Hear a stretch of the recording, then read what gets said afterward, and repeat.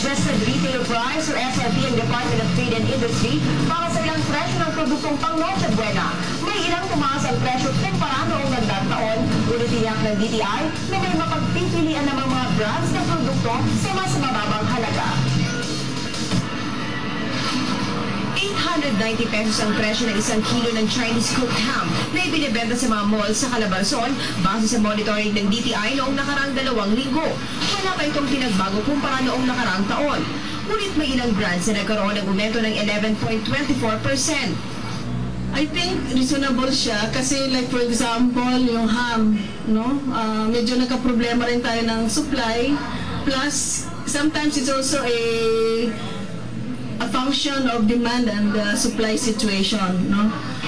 Sa keso naman, ang dating isang brand nito ay pumapalo sa 38 pesos and 52 centavos. 3.42% ang itinaas nito kumpara noong 2009. 52 pesos naman ang suggested retail price o itinakdang presyo ng DTI.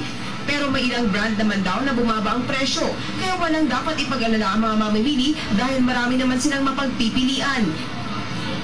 So, minsan kasi diskarte ng manufacturers yan kasi kung napakarami nilang players, they do some productivity and some innovation para they can lower down the price. Payo ng ahensya, mamili na ng maaga upang hindi maubusan at para makaiwas na rin sa Christmas rush.